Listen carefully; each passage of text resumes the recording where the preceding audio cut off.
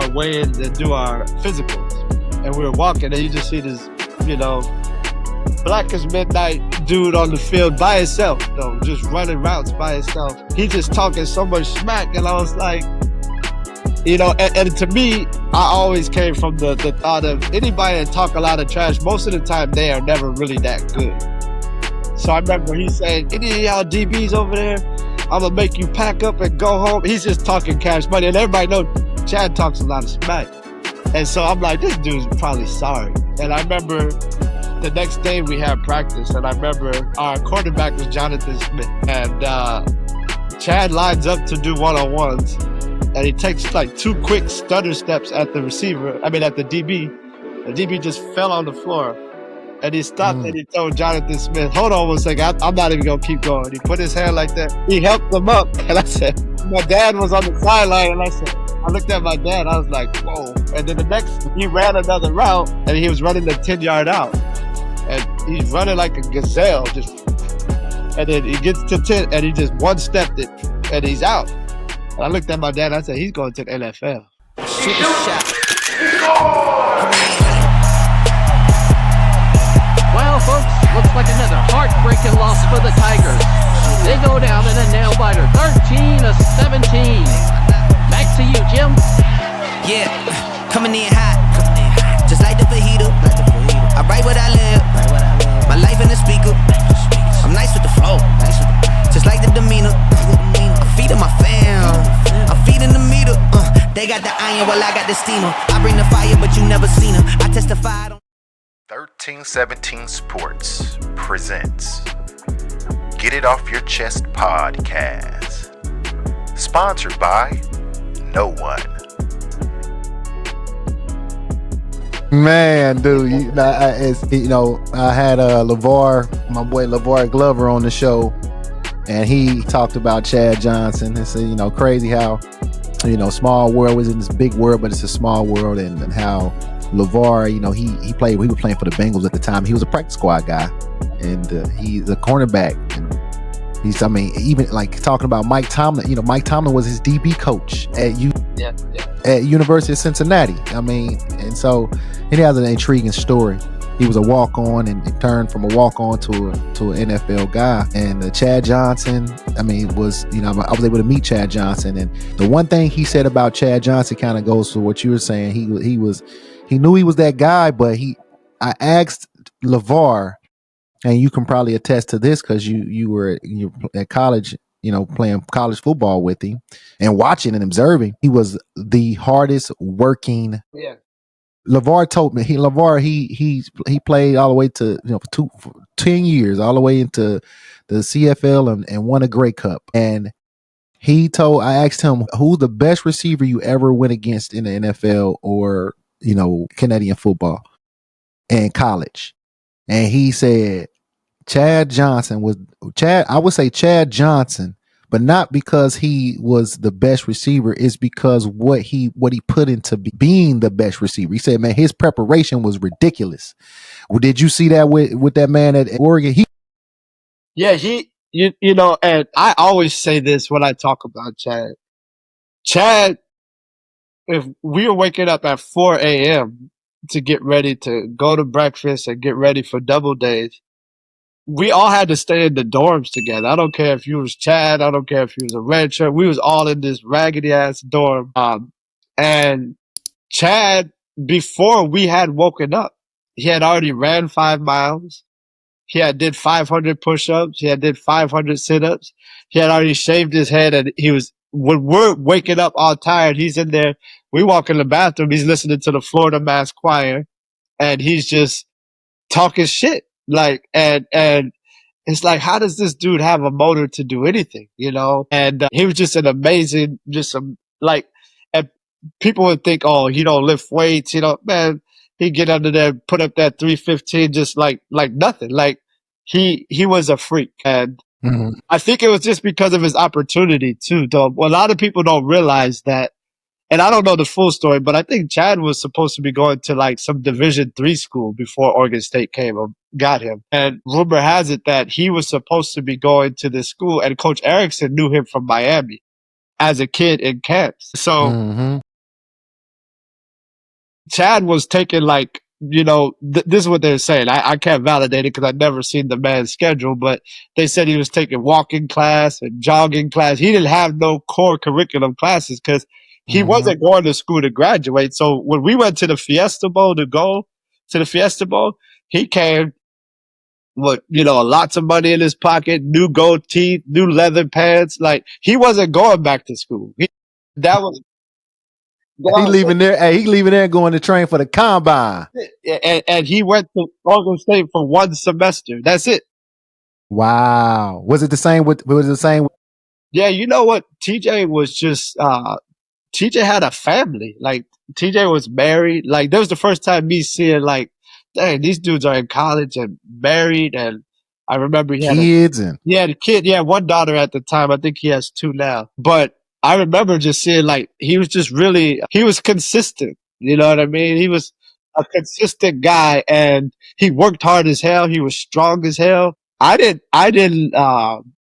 you know, he returned punts and he was consistent, and I remember Chad used to always say, just give me 3 balls a game and let everybody else get everything else. And I think them working at being such a dynamic duel was the reason that I think that's what Cincinnati saw too when they went and got TJ, Yeah, right. Because I think did they go to the same junior college too? No, I think Chad went to like Santa Monica City College, and then I think TJ went to like Cerritos or something like that. But I got you. Through LA schools, but yeah.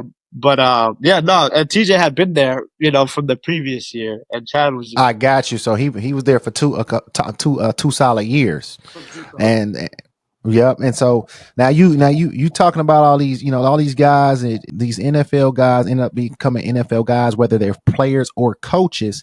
You're in your red shirt year. You're coming off of a stellar career in high school. You ended up landing without having a scholarship. End up landing in Oregon State and being around these guys. And this is your opportunity. Like you was a sponge. You're like this is a lot of great receiving talent, and were you're able to pick up things from it. But like when did you realize like hey, I may have to transfer because I don't think I'm going to get the playing time that I deserve. When did that start creeping in your brain? Was it after your freshman year that you're like, oh, I need to, I got to make different moves going into my play. Yeah, going into spring ball after my first year there, Chad, TJ, all of them were gone. And I remember the depth chart came out, and I was like number 4 on the depth chart. And it was myself, guy named Robert Prescott. Shout out to Robert. I haven't talked to him since I left there, but he was a solid cat too. He was from Seattle. There was another dude named Mike Payton. He came from junior college with Chad, but he redshirted too. And then there was another guy from Beverly Hills High School, Ron Monte. And then it was me. And I was like, I didn't think that they were all better than me, but I also knew that I had to wait my turn. But meanwhile, also too, like my mom was sick back in LA, and I just, I was calling it. And to be honest, I was getting homesick. You know what I mean? There you go. And this is something that happens with our young people all the time. You know what I mean? And little did I know, we were all kind of thinking about each other, right? Because when I talked to Coach Erickson about what my chances looked like, when I went to transfer out, word got out that, one of those guys, just kind of, I think they flunked out of school. The other one transferred to the University of Colorado, and I left too. And I think the person that ended up coming and playing in there was somebody that walked on, and he ended up killing it. He walked on to play a running back, and the next year played in that role. So it's about, not saying that would have been me in that role, but it's like, I didn't have any patience. And if I was to tell somebody else, hey, just be patient and just pay your dues. It's okay to pay dues. You need to pay dues, but I also was homesick too. And I think that's one thing that I don't know how to teach that and instill and to get our young folks to understand that that's a real thing. But I also get us to understand that there wasn't nothing back at home for me anyways, right? Like, yeah. There wasn't nothing, but I thought I was missing out. I would hear from my friends, they're going to parties and doing these things. And I'm just like, man, I'm in Corvallis, and I can go back maybe play 1 year and just go to another bigger school, you know? Yeah. But, you know, it was just me being impatient and lightweight being delusional, to be honest. Mhm. Because I was around a bunch of talent and, you know, and in the grand scheme of things, who was I? Like, you know, I had to go and earn my bones, and I wasn't patient enough to do that, you know? Yeah. So, and the young folks, I hope you're listening. Clean the sugar daddy out your ear. Clean the mud out your ear. He's basically preaching, you know, patience. Patience is a virtue. It's something that as you get older, you have to work on patience. Kids, once you start having kids and stuff, you know, they help you work on that patience. But in this day and age, patience is still hard to come by. And so what he's telling you guys is what he did. He had home calling him. Now, when it comes to your mom, that's a whole different ball game. Your mother is falling ill, and that would, with the relationship that you had with your mom, with her being your rock and your foundation and your best friend, of course that's going to affect you and while you're, especially you're not playing, you're not actually playing, you know, you're practicing, but you're not in the games. And so it does take a mentally strong individual and a strong support system to kind of help you grasp and understand that you'll get your time as long as you continue to work and stay patient. So sometimes it doesn't work out, but for the most part, it does when it comes to sports.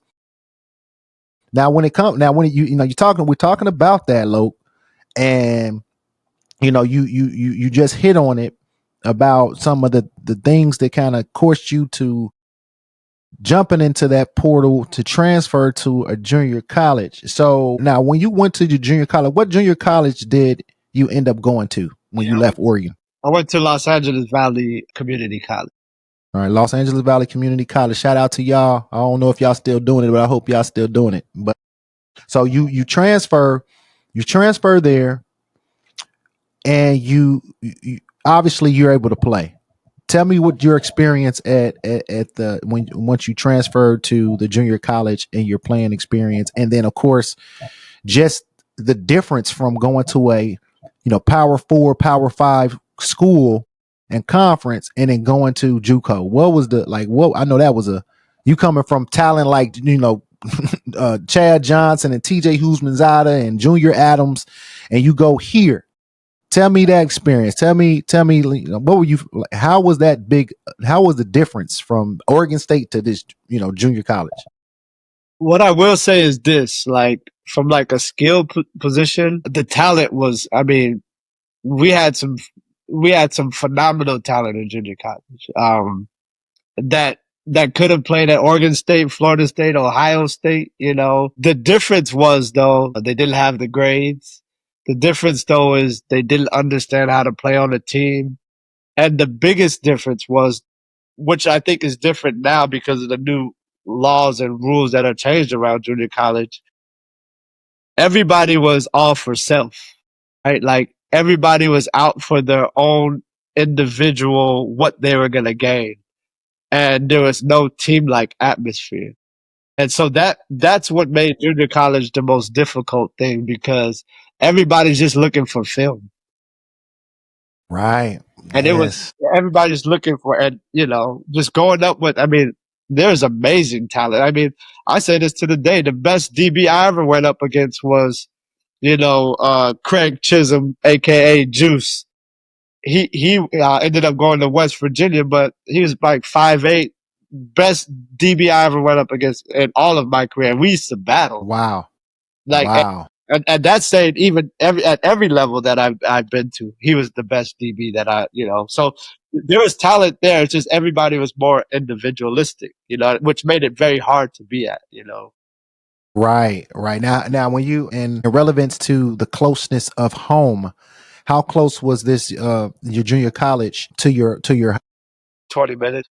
There it is, 20 minutes. Now when it came to being that close, would you say that was more of a distraction for you?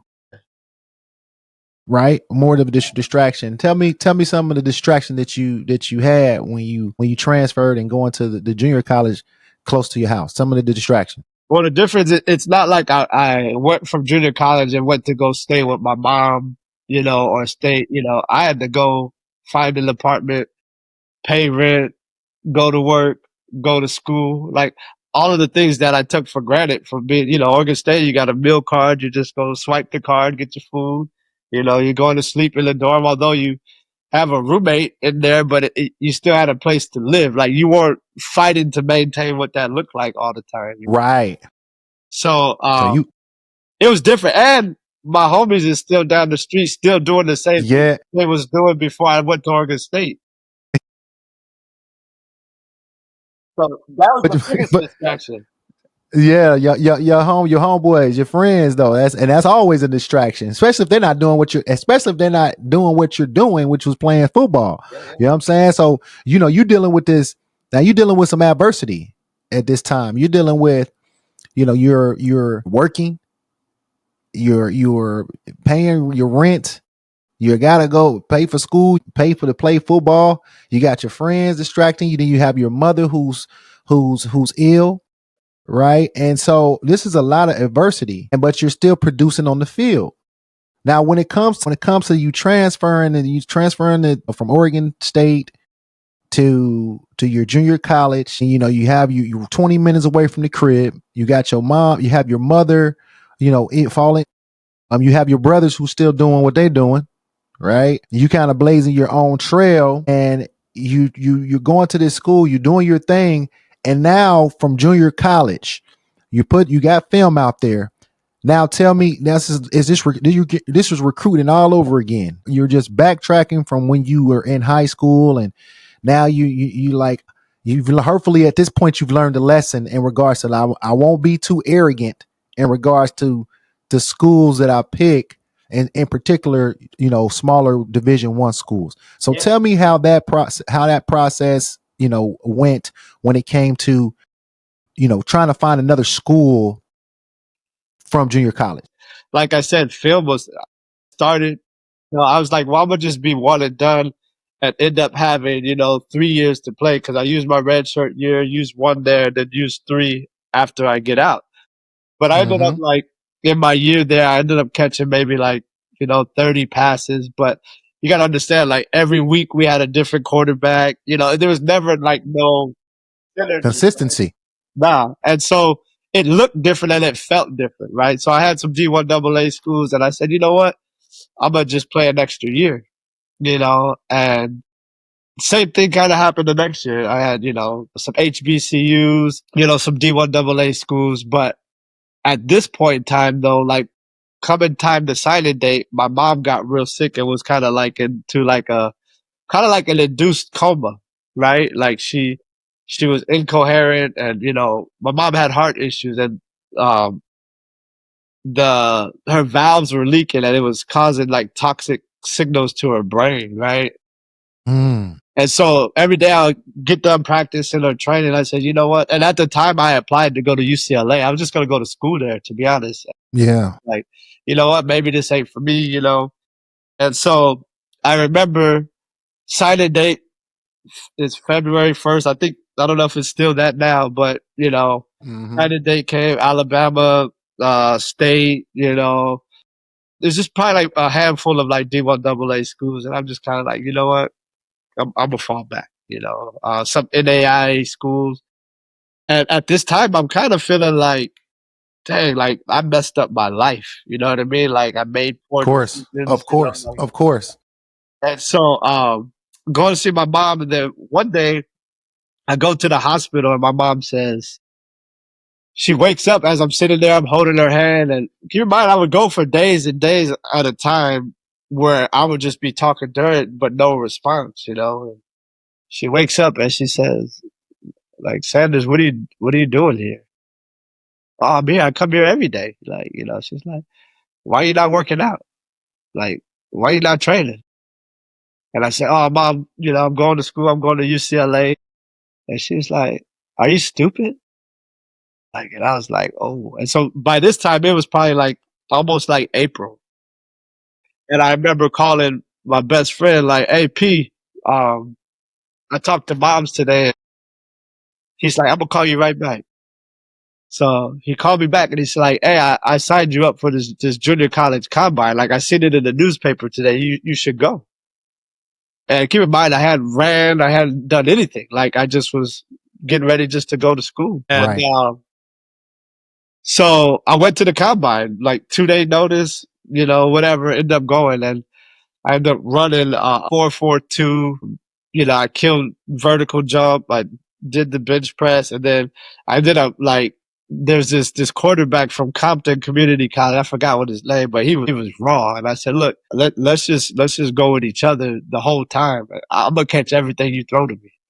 And so we out there, bow, bow, bow, bow, and then that's it. And I said, hey, and I just prayed. I said, whatever comes, and I told myself, whatever scholarship comes from this is going to be the first school that whoever offers me first, I'm going to go. Mm-hmm. And it happened to be UT Martin, a school that I ain't never heard of, like ever. Like I never heard of Martin at this time. You're not the first person to say that, brother. I'm going to tell you that right now. Yeah. Shout out to UT Martin, bro. Yeah. But at the time, I think that, and I'm not saying that with no disrespect or disregard for UT Martin. It was just the truth of how it was at that. It was 100%. I'm with you. I didn't hear of it either when they came knocking at my door. And so for me, it was at the time it was Coach Scott calling me. Coach Scott. He says, "Hey, Coach Scott." Yeah, he had his "Hey, Sanders, this is Coach Scott. I'm calling from University of Tennessee." And I'm just like, "Hey, Coach, what's going on? We're interested in you, and we want to send you. We want to see if you're interested in coming on tour in the school." I was like, "Nah, send me the paperwork. I'm gonna come." And he's like, "Wait, what?" And so I can hear him. I'm pretty sure he's talking to the head coach. He's like, "Coach, he said he's coming," and he said, "You sure you don't want to come and visit the school?" I was like, "Nah, here's my address. Send me the paperwork. I'll sign it and I'll get it back to you." Because, and at this time, it was just a whole nother mission for me at this point. And I had accepted that, a D1AA was like, and I wish I would have had that epiphany 3 years before that, because right, because you would have been out, or you would have been on the field breaking records already. Yeah. And to be honest, I would have accepted that I am 160 pounds at that time. Right. And right, that it wasn't always about who is the best player. It's just who sees that in you, right? Like who sees that dog in you that they saw in high school with me, right? Yeah. And so, so UT Martin, shout out to them. And I went to the school without taking a recruiting trip. Wow, I didn't even know that, my boy. I didn't know that. I did not know that. So now we again, the show is all about storytelling. It's about telling your journey and hopefully along the way to uplift and inspire the aspired and educate and elevate those viewers and listeners, in particular, of course, as I always say, the young folk. And so what these was, and I appreciate the story and the timeline is just perfect. You lived it. I'm just asking the questions.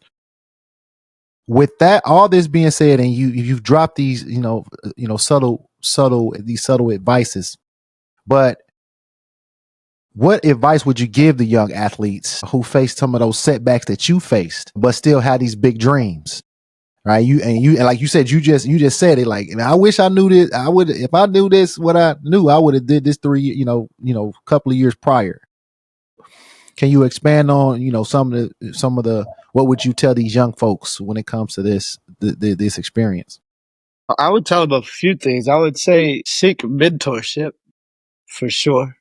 And seek the right mentorship. I know a lot of the time some people have their own individual reasons as to why they want you to be in certain places, but also find what's the best fit for you. And I think that, and be realistic about what that fit is. I think that that's important, because a lot of the times, I'm not saying don't be a dreamer, you know what I mean? But, go to what makes the most sense for you. And I guess the biggest thing is just don't give up. Just keep, because my story could have been a lot different had I stayed put, you know what I mean? Or correct.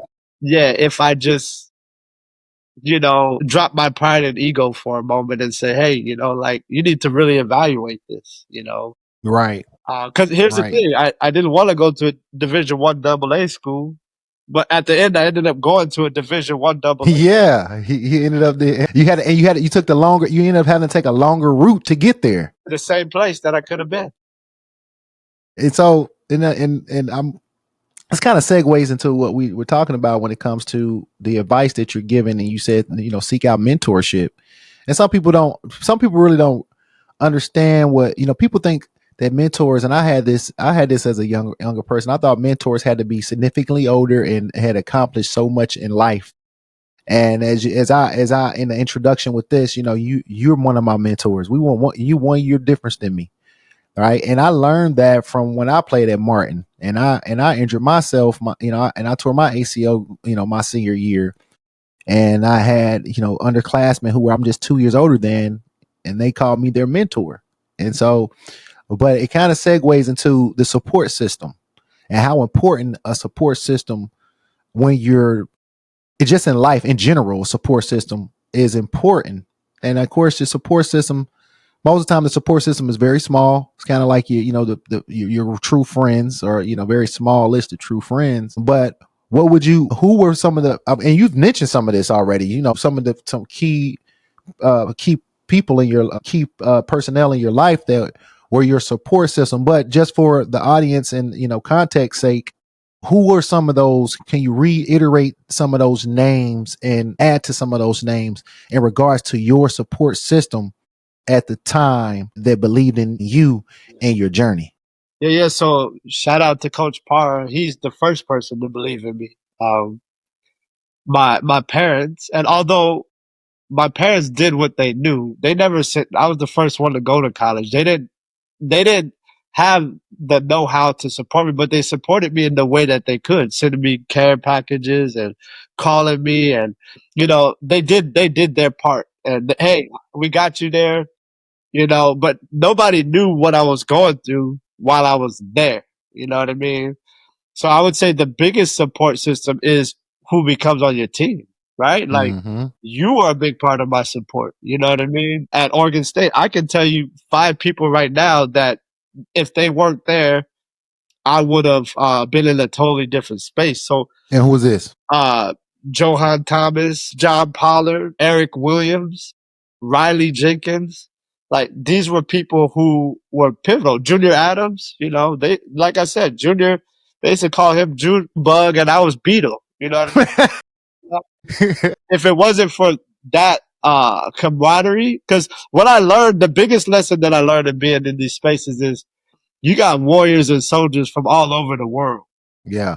that have one mission. And when you play alongside them and sweat and cry and bleed, like that's a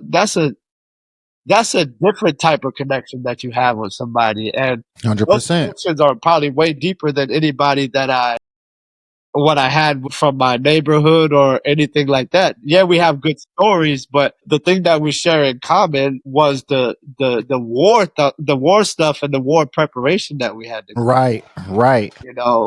So for me, there's huge people just that were there. Like, I mean, you have no clue how much you helped me. You know what I mean? And that's why I say it's reciprocity is everything.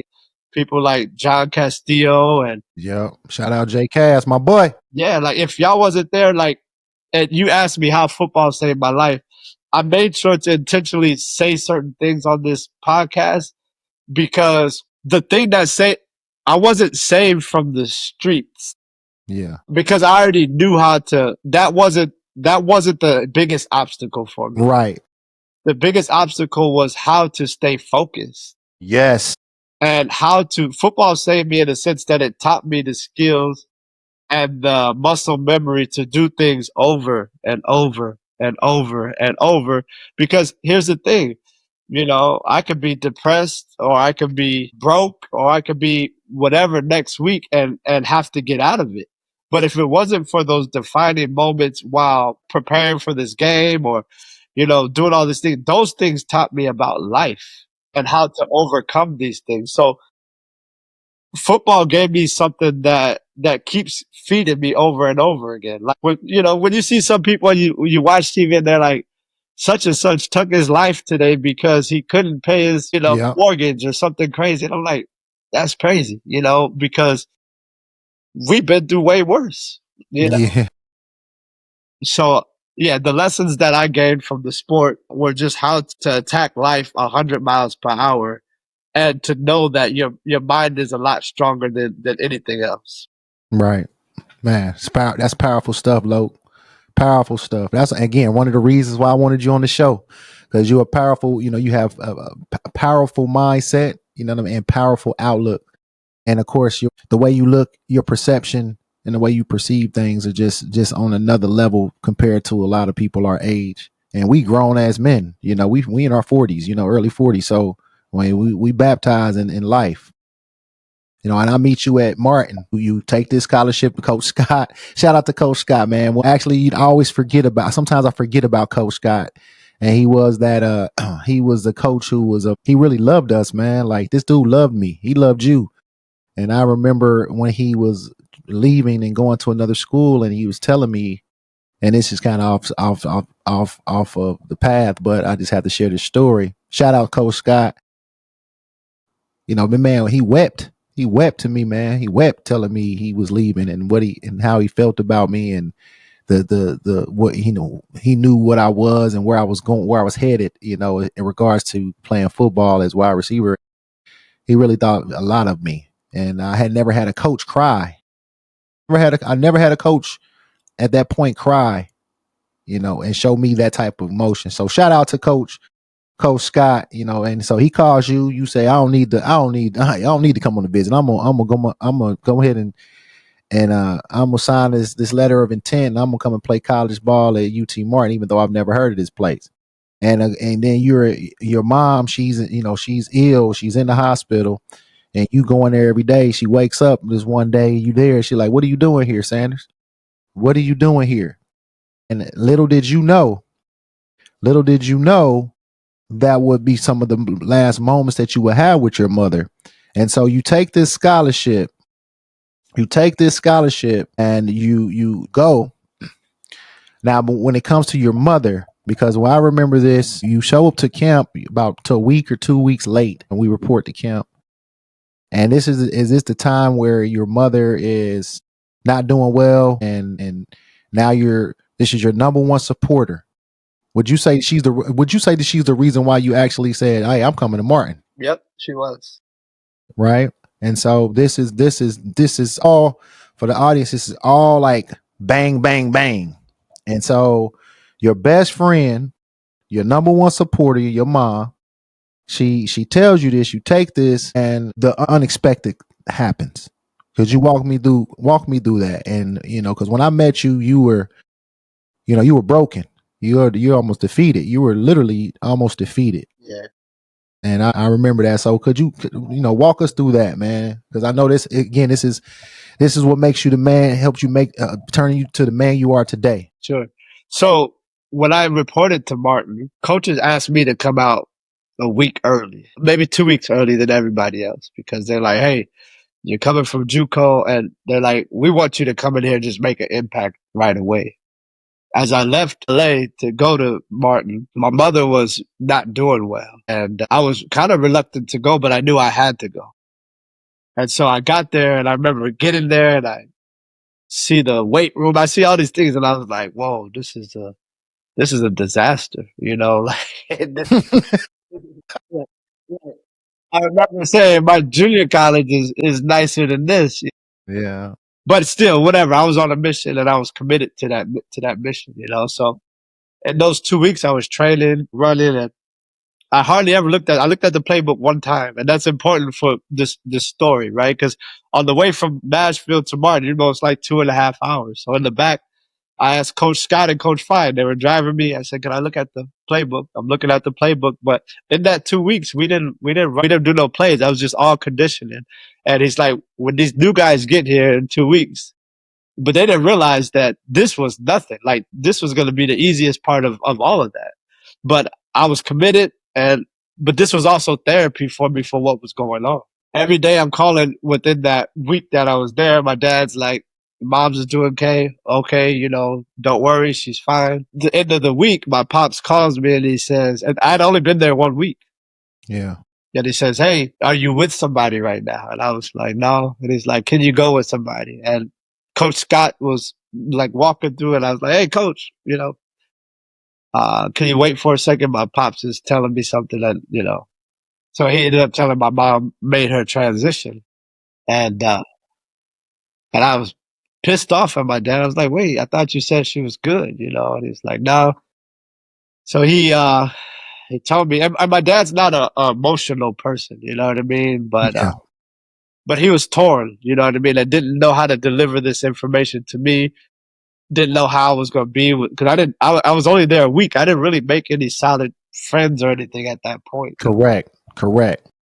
So, so he told me and he's like, hey, I'm going to send you a round trip ticket so you can come for the services. And I said, nah, just send me a one-way ticket. I'm not coming back here. Because in my mind, I'm like, how can I just lost my mom. How can I be in this place? How can I concentrate? I don't know anybody. And not only that, how can I support my pops, And my pops is like, I'm not doing that. I'm sending you a round trip ticket. That's on you if you're going to come back or not. Like, I'm not letting that be on my conscience that you don't return back to that school.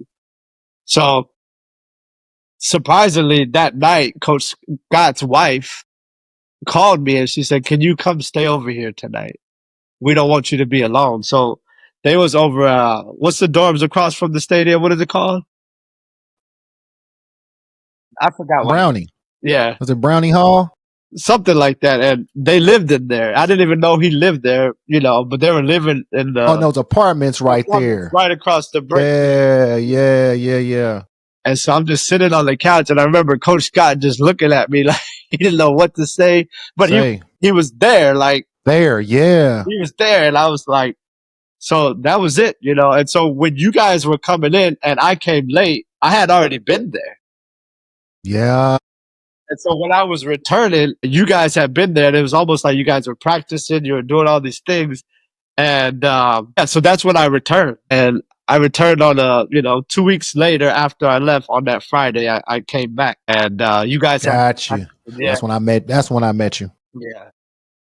And that's when I met you. And so you doing all this and you go home, you go and you be with your family and your dad bought you this round trip, right? Your dad still got you the round trip, which turned out to be actually a blessing in disguise because he could have been like, okay, I'm changing to just one way ticket.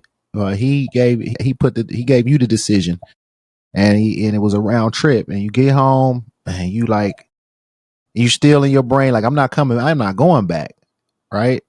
So what changed you? What changed your mind when it came to coming back to Martin after your mother passed? There's two things. The first was when I was on my way out of the was picking up another player, which is John Castillo, J Cass. I remember seeing him and he was from San Diego, but when I met him, he felt like California. Like it felt familiar. So I remember seeing him. He had like cornrows at the time. I was like, what is this? Was he Samoan or, I didn't know what he was. Big calf muscles and just like, and so I remember, Coach Wilmot was the one who took me to the airport. And I remember when I seen him, John shook my hand and hugged me like as if, and he embraced me as if it was a California thing. And I felt it. And he was like, Coach told him, he's going home. He's going to bury his mother. And he was hurt by that. Like he didn't even know me, but yeah, he didn't know me at all. And so I remember just thinking about that while I was at services and the contemplated thing, whether I was going to go back was like, I don't know if there's going to be anybody there that would be familiar to me, And so the second thing was after services for my mom. So everybody in my neighborhood knew my mom. My mom fed everybody. She gave advice to everybody. She was like a pillar, in the community and amongst, I don't care if he was a, gang member, a killer, like she treated everybody the same. And so her funeral was really sad for everybody, And so I remember being with my friends after and we went to one of their houses and I'm sitting on the porch and I'm just thinking and thinking. And this is the first time in my life that I had an outer body experience. And I went out of my body and I'm looking at myself.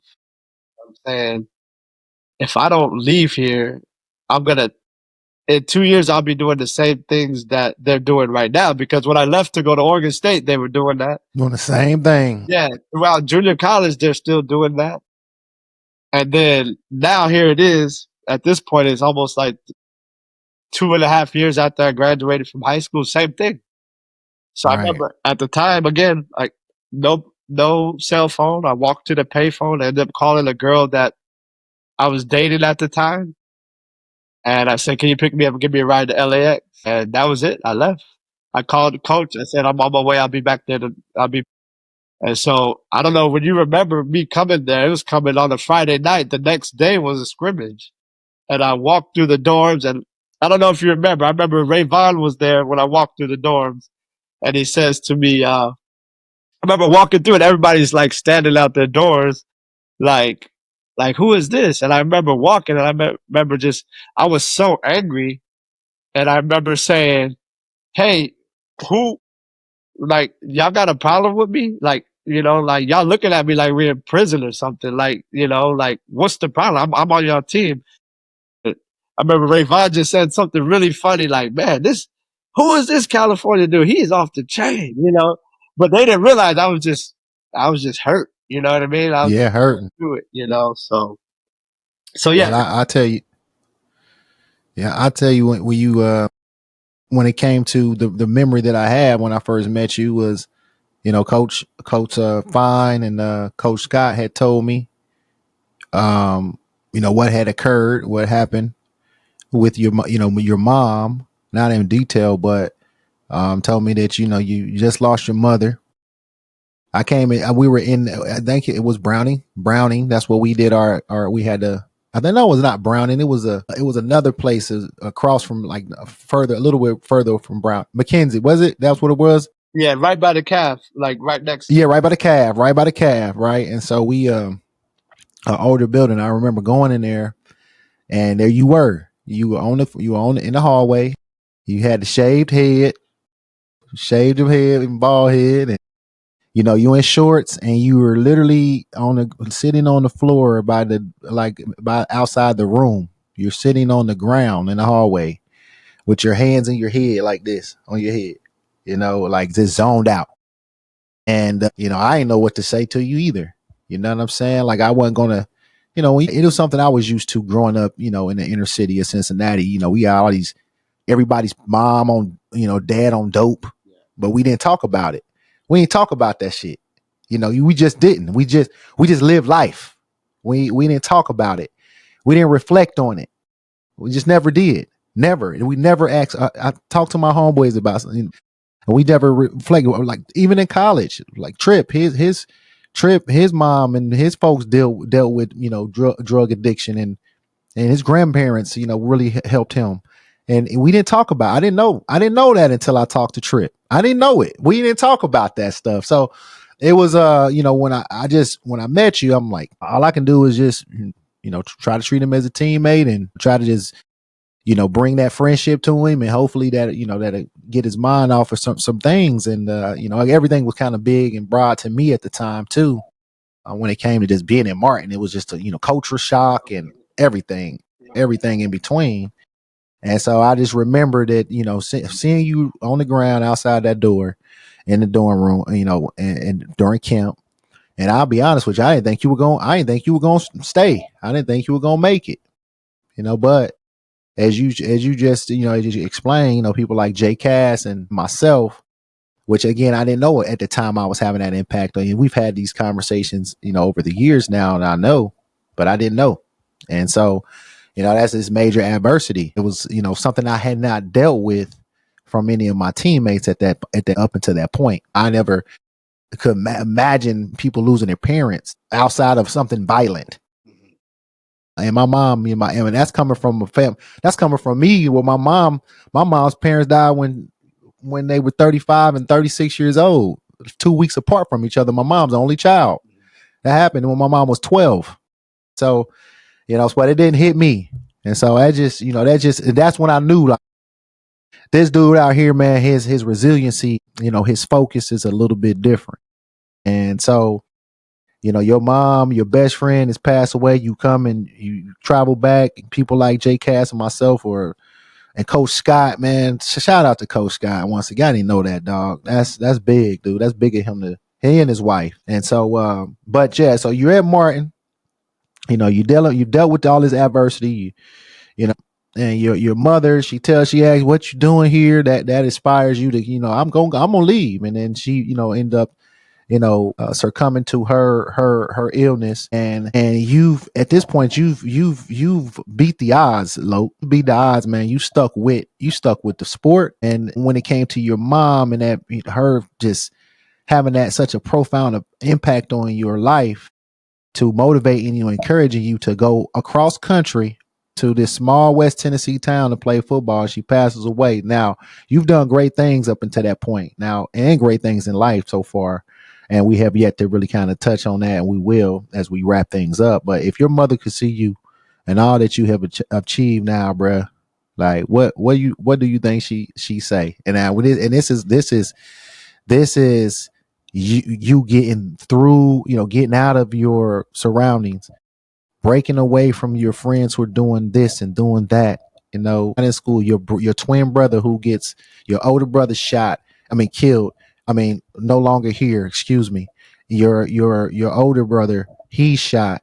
Your twin brother, he shot, dealing with gang activity and dealing with gangs as you guys get out of high school, and you all the while you're playing these sports and trying to do something different with your life. Right now, what do you think that your mom, right? What do you think if your mother could see all that you have done now? What do you think she'd say to you? She would say that I'm doing what I'm supposed to be doing. She would be proud, and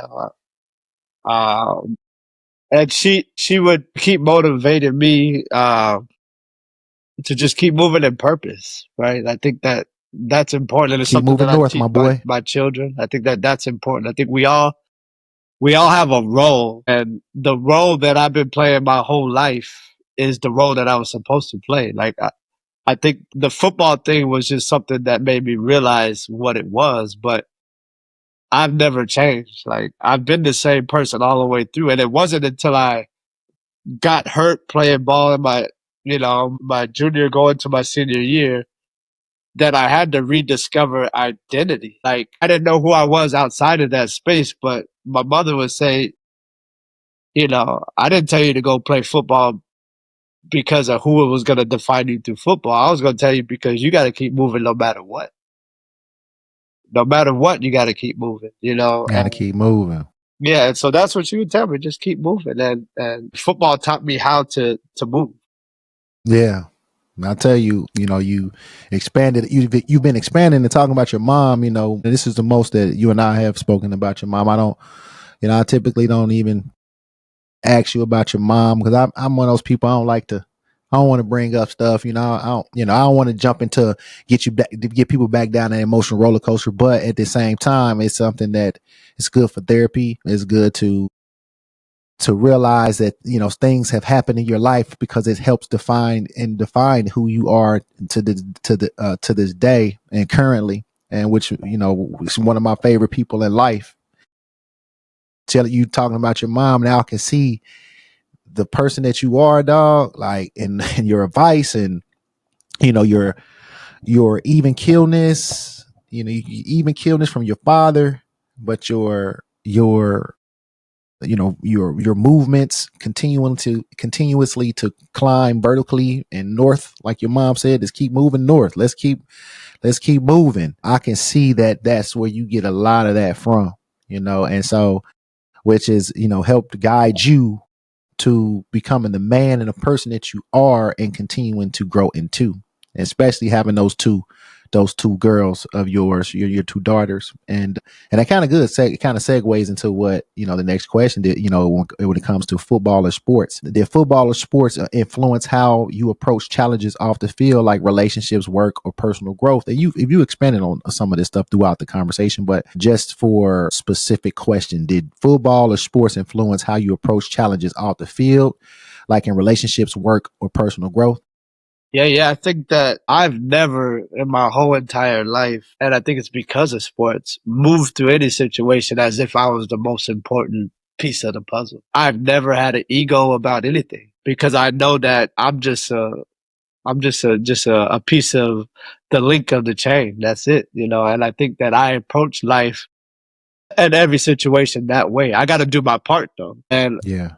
with doing my part though, I also got to hold others accountable to do theirs. Right. And I think football teaches you, if I look at you on the other side of the field and you go run a screenplay and you know that I got to block this dude for you. We done did it so much times in practice that I'm going to get the block for you. And you know that there's not going to be no selfishness for me because I want you to score. 100%. So for me, it's like that at work. It's like that in the workplace. Like you'll never see me have a power or ego trip. I'm always uplifting and moving people for the better of the good. So I think that power always moves from within and not from above. And I think that's the biggest lesson in football. 100%. And I appreciate that. Young people, I hope you're listening.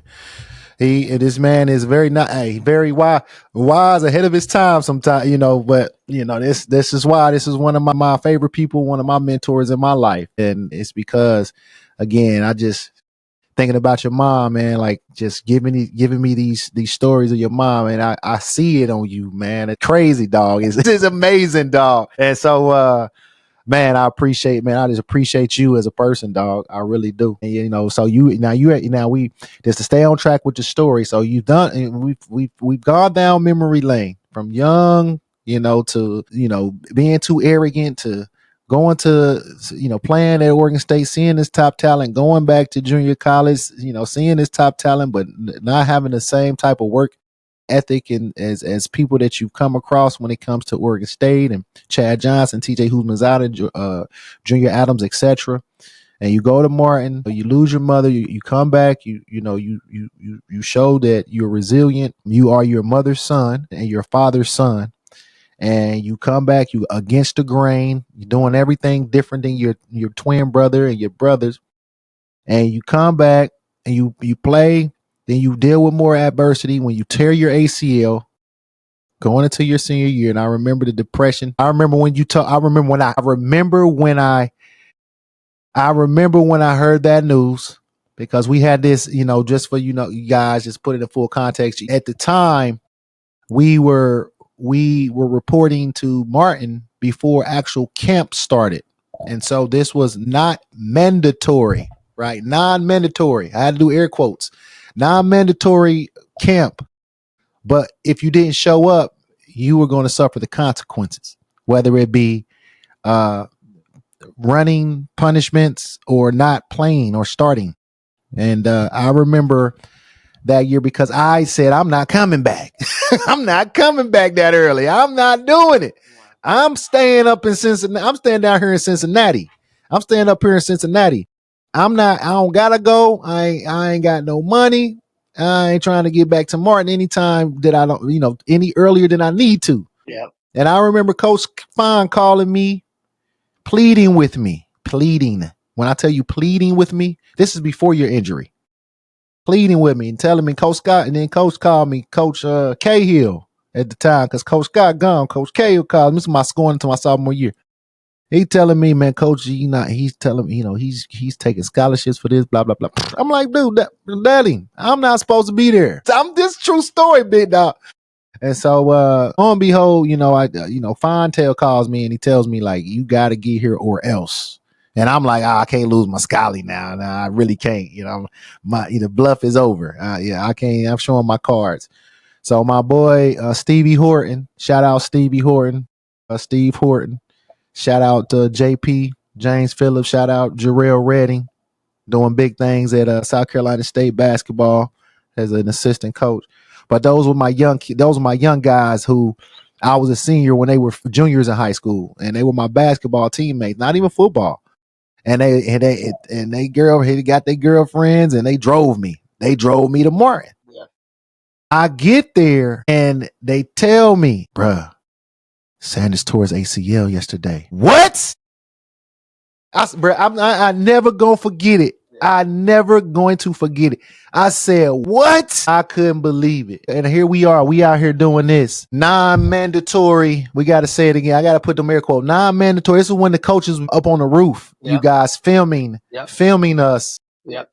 Doing sessions. You feel me? That we had to be led by like the leaders of the core position. So Sanders was our leader. He was our the leader of our core position, which were wide receivers.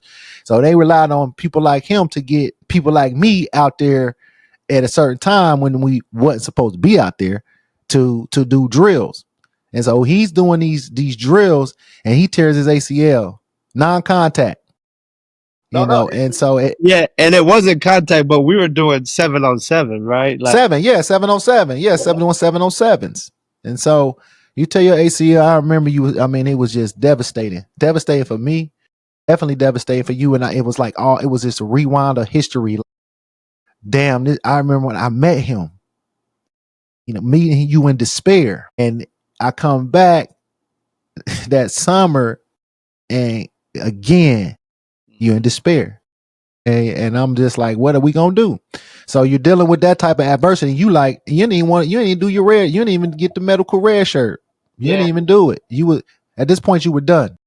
Yeah, and there was so much that they were trying to put me through to do it, right? Like those same threatening calls I got, and when you didn't show up, the coaches were calling me, and I don't know that this will get them in trouble or not, but Some of them, half of them fools ain't even coaching no more, bruh. It's all good. We got to get it off our chest. But yeah, I was getting all these threats, and we didn't have no scholarship. We didn't have no cafeteria plan. We didn't have anything. So do you know that we got there, and in my apartment, we had about 10, 15 people living in the apartment. You know what I mean? People piled up in the hallway and living room and everything. And when we had these mandatory practices, I remember our basketball coach, I don't remember his name, but he came to us. He said, this is against NCAA. They cannot be here until the next 2 weeks. And coach is like, they're just doing this by themselves. This is them because they're dedicated and they want to be OVC champs. And it became us. But to me, to be honest, it wasn't the work for me. I was at home getting it. Like I was at home training and getting real work, So it wasn't opposing to come back and work. I was opposing to come back and living in conditions where we didn't have nothing, And so, when I tore it, the things that the athletic director and they were trying to make me go through to get a medical red shirt because they had to cover their asses because we weren't supposed to be practicing. Be there. Correct. Yeah. So they're trying to tell me, tell them that this happened while you were in LA. Tell them that you're going through depression because of your mother and all of these things that they were telling me to lie about. And I was like, wait a minute. Like at this point, I kind of felt betrayed because when it happened though, none of the coaches talked to me. They just kind of like, it's like, oh shit, we weren't supposed to be here. Let us go disappear and act like we ain't had nothing to do with this. So to do with it. Yeah. So all this begging, you got me coming to get over here, but nobody supported me when it's time to try to figure out how to get another year. Right. That was it. It wasn't that I was done, but there's other things that happened. I got contacted by some lawyers because, we were doing some illegal stuff and they were doing illegal stuff. And I went to get documentation that showed that I had got surgery and it never existed. So they was doing some shady stuff to kind of cover up what was happening. And to be honest, it was impacting me so much. I just couldn't deal with it. Like I could have fought it. I could have did all of those things, but for me, I just I felt defeated, Yeah, dude. The crazy thing was, like that happened the very next year, right?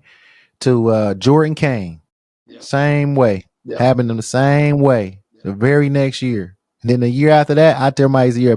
At least it's at practice though, official practice, not So you dealt with that adversity. And I remember you handled it like a champ. You got through it. And again, this was just another something that I noticed in your maturity. And so you ended up graduating from Martin.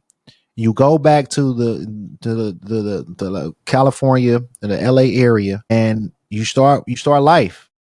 And you're doing great things. You and your buddies doing clothing lines. You're trying to build schools and you're trying to give back to the community that gave so much to you. Now, when it comes to you going back to California after Martin and all that stuff and doing all this stuff. Now, when it comes to all that, what do you want people to take away from your story? Or what message and hope of resilience do you want to leave with others? What I would say is things are always going to happen, and that'll happen to the day that we die, to the day we transition and go into whatever space we go to next. We're going to always deal with things. And so what I would say is, as I said earlier, what my mom would say, just keep moving in purpose, but also turn your problems into challenges and then create the solutions for them. Like it's really that simple, because challenges going to be there. And if you sit and victimize yourself in those challenges, you're going to stay stuck. And I see it. I see it with some of my homeboys from the past. Like some of them are in the same spot that they were 30 years ago. And it's because there's no solution. There's no progress. And I also say, just don't take anything for granted. You know what I mean?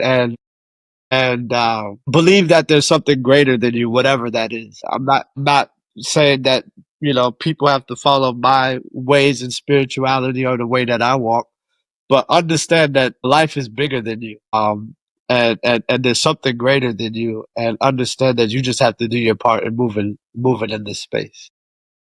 Boy, now that's respect. That's respect. Now, Sanders, you are, you know, I like to use this platform also for awareness, and a lot of things that you've gone through. You know, mental health is a big deal, especially in our community and especially in the sports world, and all the stuff that you've expanded on today with regards to the journey and how football and sports saved your life, you know, and the things that you dealt with. Would you say your mental health took a toll, and it's a constant, you have to constantly massage your mental health so you can at least stay on the right path? Or would you say that? I mean, you've been through a lot, my boy. Yeah, I would just say that, yeah. And I think you just have to surround yourself with solid people. That would be the biggest lesson that I would say. And don't suppress anything. Don't try to deal with things all on your own. Always try to find the silver lining in whatever you're going through.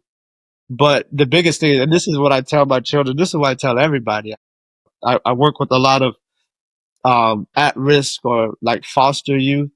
And the biggest thing I told them, yeah, learn how to build connection with positive people, right? And rely on the people that are okay with pouring into you, and don't rely on the people that are gonna take, like, they're gonna suck all of the energy and life out of you. There's people, and if you pay attention, and even if you're in the worst space, there's people who are there to try to give and help, you know.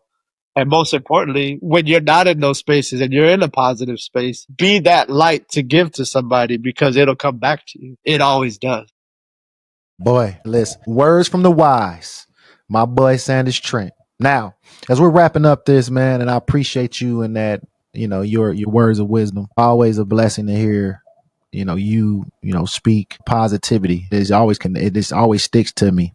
And so you just mentioned that, you know, some of the things that you're doing with the community and the youth. And this is a platform where I want to, you know, give people awareness on what, you know, what you're doing for the community, because again, people who may watch this, they may need to utilize you and what you're doing as a resource. So just expand a little bit about what you're doing when it comes to the youth and your community right now. Yeah. So 3 projects that I'm working on that, you know, are what's happening now outside of my graduating, just building, you know, many years of experience working primarily with at-risk, gang-involved, probation, foster youth. 3 projects that are specific for me that I'm working on. One of them is called Nonprofit Innovation Group. We are nonprofit consultants that help nonprofits, help you to develop a nonprofit, build out your mission, build out your vision, and help to establish what that business looks like. For already pre-existing nonprofits, we help with strategic planning and, you know, help with capacity builders within your organization. Also in there, we have, in conjunction with another mental health program, it's a program called Ignite the Spark. It's providing the services that we charge others to do, that have the funding to do, but giving it to people who have these ideas, have these visions, have these thoughts, to teach them how to fully fund and get them started with starting nonprofit and charities, and help them get them up and going, so that they can be able to operate and be able to ignite the spark into somebody in the future. So Man. for me, I feel like that's a way to build an army, right? Like you're building an army of righteous people that are Yep. all doing Yep. righteous missions, right? Yep. The second project that I'm working on is called Legacy Cultivators. Me and a collective of groups of people that I've met here in the Bay Area. I live in the Bay Area now. We acquired 144 acres of land in King City. And what we're doing is teaching folks the importance of growing their own food and the importance of the impact that growing your own food has on your mental health, that it has on your well-being, that it has on your just overall self-sufficiency, right? So we're building out farms and camps to teach us as Black folks how to connect to our ancestral practices. You know, a lot of people think that, you know, we ain't farmers and we don't know how to grow up, but that's in our DNA for thousands and thousands and thousands and thousands of years, right? And Yep. so connecting folks back to that. And then the last thing I would say is called displaced .com, and for me, it's just a platform where we use art, we use storytelling, we use you know, clothing garments to set a notion of propaganda, positive propaganda to combat all the negative that we've had, you know, our whole life. So I'll share with you, you know, all of the things you Yeah. Yeah. visit the. Yeah.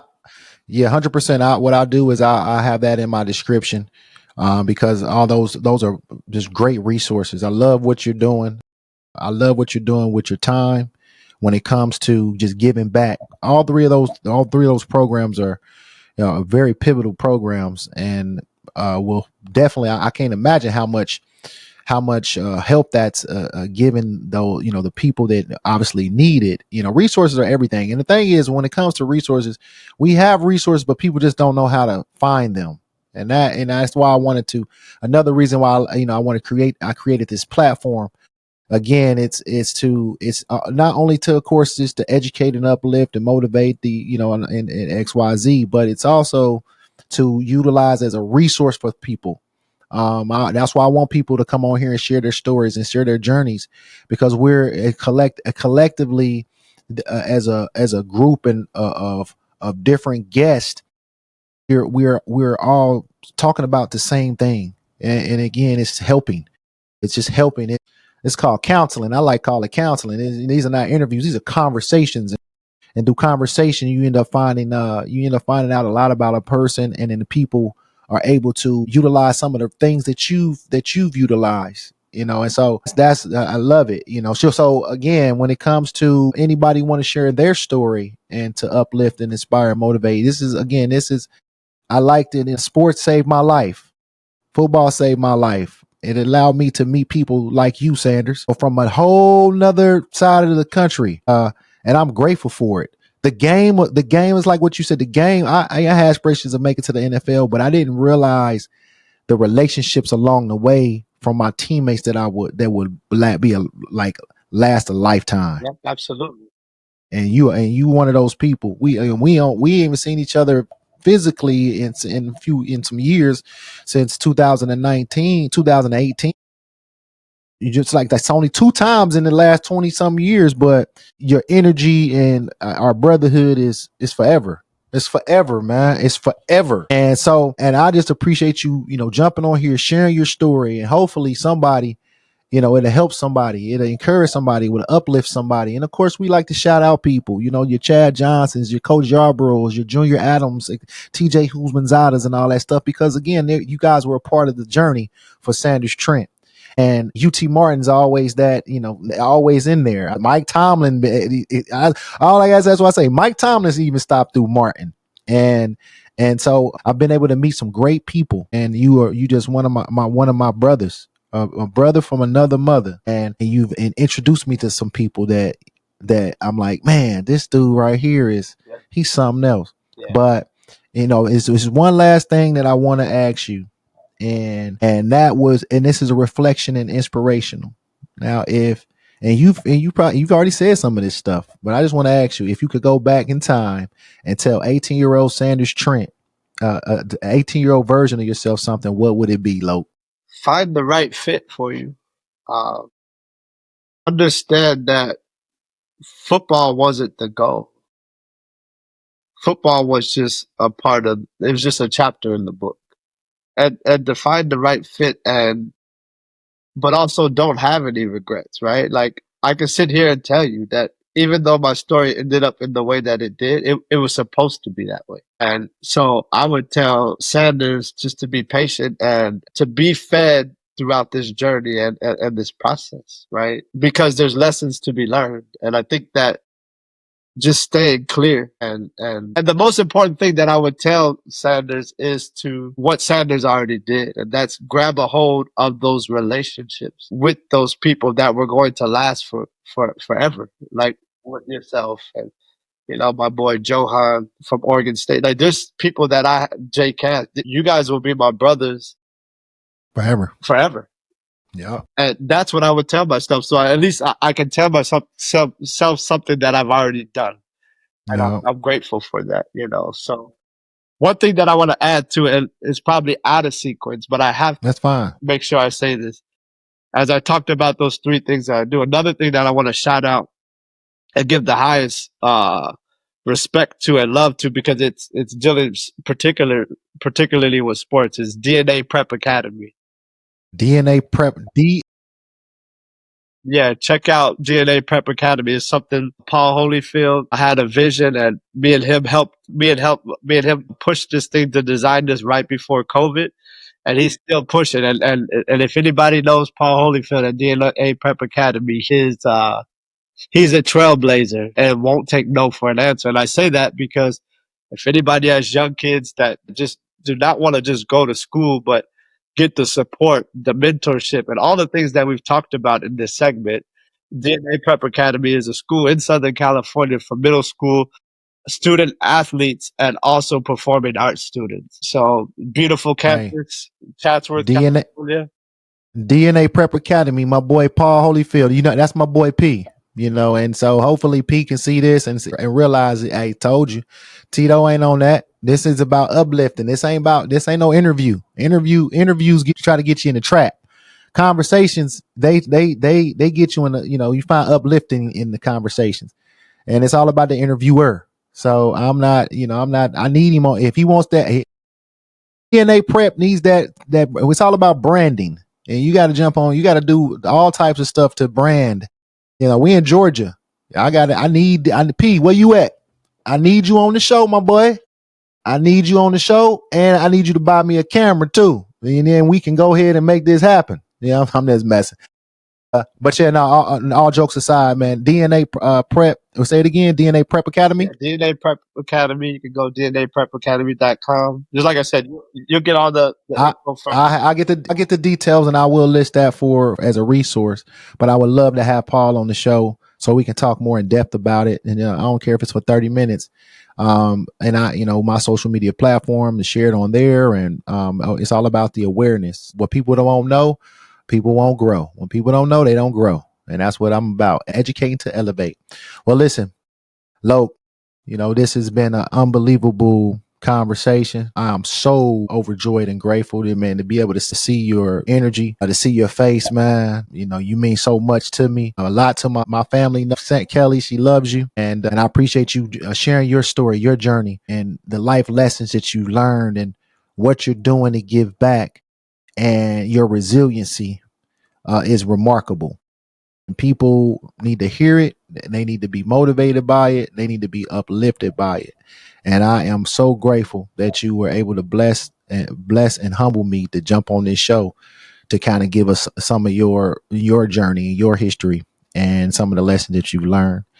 But I won't hold you any longer. I know you're on the West Coast time, my boy. Look, it's 8:15 for me.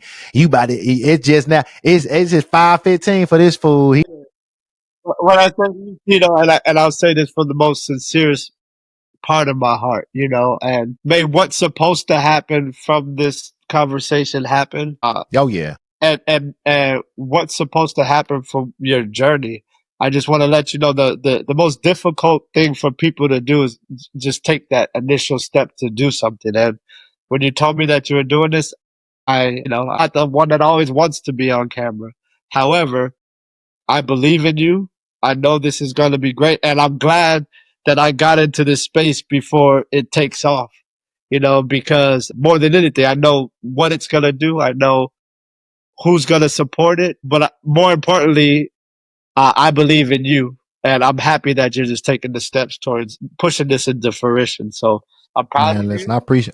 I appreciate that, brother. I appreciate it, man. And one of the things I want to show people that I know and my family and people who I don't know. And I said this on my first show, like, so many people and I've been guilty of it. We talk about, we see these successful people when they doing this stuff and like, dang man, how did they get there? And it's a beginning to everything. And a lot of people we are so afraid to fail as stuff. I'm guilty of it. It's just the human nature of us. So we're so afraid of failing. We're so afraid of embarrassment as well that we'll psych ourselves out to do stuff. And this, when it came to this doing a podcast, like I'm putting the work in. There's no editor. I'm the editor. I'm the PR. I'm the tech. I'm everything. You got to put. It's just when it comes down to you got to be willing to put the work in. No, I stay up all night and you're doing all night. Sometimes to the next day working on some of this stuff. And so I appreciate that. And I put a lot of work into this, and it's, I'm just going to try to get better and better.